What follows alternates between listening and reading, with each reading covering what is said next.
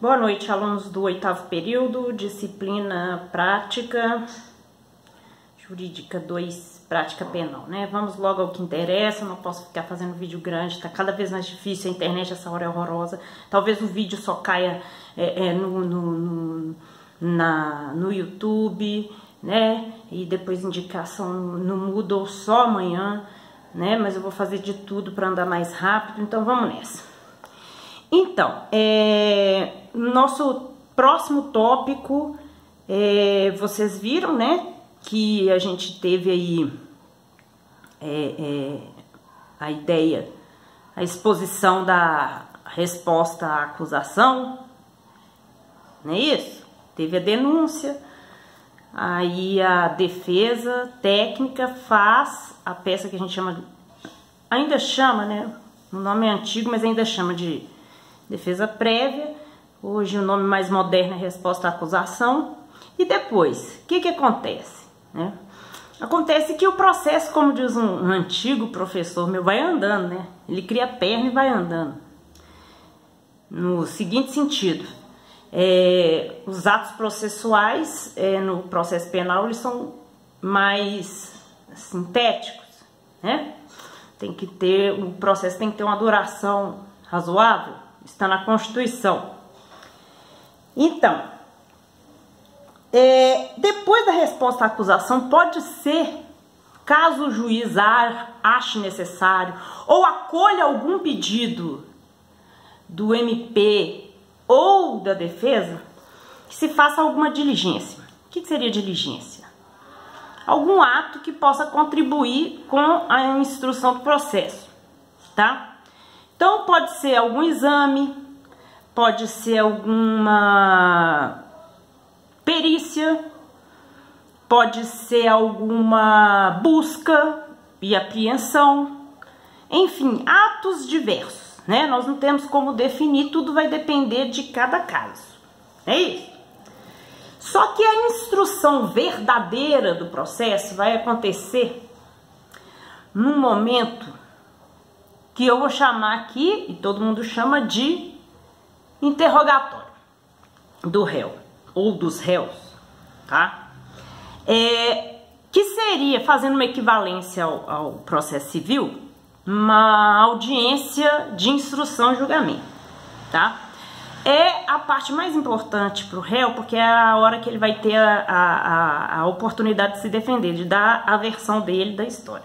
Nessa hora também serão ouvidas as testemunhas, tanto de acusação quanto da defesa, né? E essa pessoa, esse réu ou esses réus vão ser interrogados num valor maior do que o interrogatório feito, caso tenha sido feito, lá no inquérito policial, né? Não tem muita gente que fala assim, eu me reservo o direito de me pronunciar somente em juízo, não é isso? Então, esse interrogatório, ele fecha a instrução. Depois a gente vai passar por uma outra fase processual para chegar na sentença. Nós vamos ver isso na próxima semana, assim espero. O interrogatório, ele é sempre, por mais que possa durar dias e dias e dias, ele é considerado uma audiência una, tá? É obrigatória a presença da defesa, sob pena de nulidade. Isso aí também eu acho que todo mundo já sabe. Obviamente o Ministério Público vai estar, e acontece da seguinte forma, né? Você vai, naquele momento, sendo da defesa, você tem todo o direito a orientar o acusado, né? A gente já pode chamar até de réu, e esse acusado, ele pode se calar, inclusive ele pode até mentir, porque quem jura falar a verdade são as testemunhas, o acusado não. Se ele se cala, no Brasil, só falando fazendo esse parênteses, no Brasil não há o crime de perjúrio, que é quando o acusado ou o réu mente, tá? É claro que, conforme for a situação, nem é bom mentir, mas na maioria das vezes a gente sabe que a advocacia, o direito funciona muito na mentira, né? Eu nunca escondi isso de vocês. Em relação ao silêncio do réu, o silêncio do réu jamais pode ser interpretado contra ele. Sabe aquela história, quem cala consente? Isso não vale juridicamente falando aqui no Brasil. Pode ser que vale em outro lugar, aqui no Brasil não. Só fazendo um outro parênteses. Hoje nós temos a figura de uma audiência, de um interrogatório, que é, vamos assim dizer, à parte, que é chamada audiência de custódia, que se realiza em algumas comarcas que são maiores. Ela é uma audiência prévia, já prevista, mas já prevista bem antes do que acontece. Na comarca de Belo Horizonte tem o que, uns 2, 3 anos só que acontece. Entretanto, ela já estava prevista para acontecer na legislação desde 2009, né? Mas, como eu disse, nem todas as audiências, nem todas as comarcas possuem essa prerrogativa de realizar as audiências de custódia. As audiências de custódia, elas não são audiências que vão servir para instruir para julgamento. Elas são audiências que vão servir para saber se aquele acusado vai poder responder o processo em liberdade ou não, né? E se responder em liberdade, como é que é? Confiança, sem fiança? Tem que fazer alguma medida cautelar, alguma contraprestação? Então isso é um outro momento. O que eu estou falando agora é um interrogatório lá no final da instrução, que logo depois vai haver as chamadas, que chamava antigamente de alegações finais, e hoje a gente chama de memoriais, que vai ser o nosso próximo tópico, tá? Dessa feita, como é que acontece basicamente o interrogatório? É simples. É obrigatória a presença, né? Ah, mas se o cara não foi achado e tal, o processo vai parar. Por isso que acontece muita coisa aí, coisa que até prescreve porque não acha o acusado, né? Mas vamos supor que o cara é totalmente intimado para isso, dentro da legalidade, tem a defesa se ele não tiver advogado constituído, né, por ele mesmo. Existe a figura aí do dativo, da defensoria pública, né? E se por um acaso falhar tudo isso na hora, o juiz é obrigado a achar um defensor para ele, seja lá de onde for. Não há como existir essa possibilidade de fazer uma audiência de instrução chamada interrogatório sem a presença da defesa técnica, tá? Algumas audiências são até adiadas, é muito raro, né? O povo quer despachar tudo logo. Mas enfim, o que é que acontece nessa audiência de instrução que a gente vai chamar de interrogatório? Serão ouvidas primeiro as testemunhas de acusação, por quê? A acusação é sempre ouvida primeiro, porque existe contraditório e a ampla defesa. A defesa precisa ser ampla, então eu preciso ter acesso, eu preciso ter ciência, sendo da defesa, a tudo que a acusação fala. Não adianta, né? Então, primeiro ouve-se as testemunhas de acusação, tá? O Ministério Público pergunta primeiro, a defesa pergunta depois, e o juiz, ele pode perguntar se ele achar conveniente, só se ele achar conveniente, tá? Depois vem as testemunhas de defesa.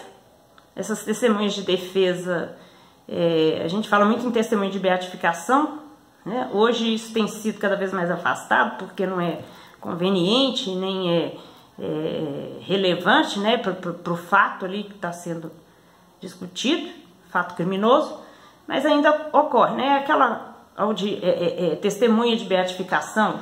Ah, é um rapaz trabalhador, uma moça trabalhadora, esse aí, bom menino, sempre trabalhou, ex-patrão, vizinho, amigo, enfim, né?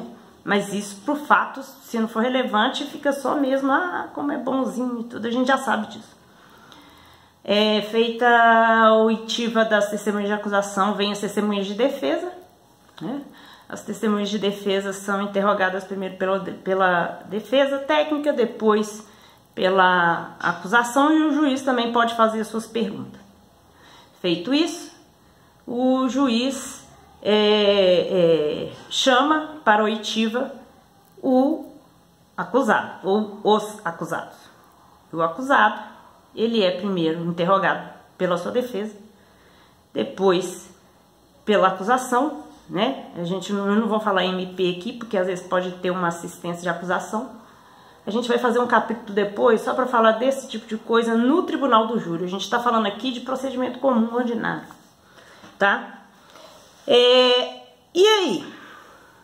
Depois de feito isso, o juiz também pode indagar o réu da maneira que achar conveniente. Isso tudo é registrado, hoje é registrado ainda através de CD, não sei se eles mexeram nisso, né? Mas faço um resumo numa ata de audiência, que vai ser assinada pela defesa, pelo MP acusador auxiliar, né? Obviamente pelo próprio interrogado.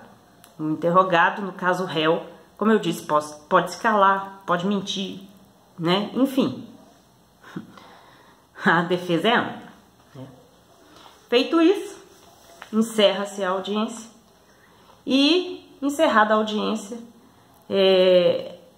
esse processo ele vai ser concluído para as alegações finais ou memoriais, primeiro, obviamente, pela acusação e depois pela defesa, ocasião em que a instrução se fecha de vez e o juiz tirará os autos em conclusão para, por fim, prolatar a sentença, tá? Então, é só fazendo um resumo, o vídeo já está muito grande, eu queria falar mais. Eu vou buscar depois algum material mais instrutivo dentro da doutrina e mando para vocês no Moodle ou no Zap. Não vai ser hoje porque eu vou estar carregando aqui esse celular para esse vídeo chegar ao acesso, né, para todos aí. Só para encerrar, eu quero dizer a vocês, na próxima semana vamos falar de memoriais. As notas dos trabalhos que vocês já entregaram e que estão entregando estarão no sistema até o dia 22, que é o nosso prazo, tá? E dessa feita a distribuição de pontos, de certa forma, se encerra, faltando apenas a prova final. Como eu sempre falo, tudo isso está aqui, eu primeiro ponho no Zap, para depois colocar no Moodle, ok? O Moodle funciona como uma forma de constar que houve a aula. Desculpe aí o mau jeito por qualquer coisa, eu queria falar mais, mas infelizmente não tem jeito. A internet não é suficiente, como eu disse, eu não faço live. Só se descer um raio na minha cabeça um dia, quem sabe não acontece da gente fazer uma live, tá? Encerrando rápido, para não ficar diferente. Mas, gente, são os recursos que a gente tem, né? A gente tem que andar rápido. Para não ficar diferente, boa noite para vocês e corta.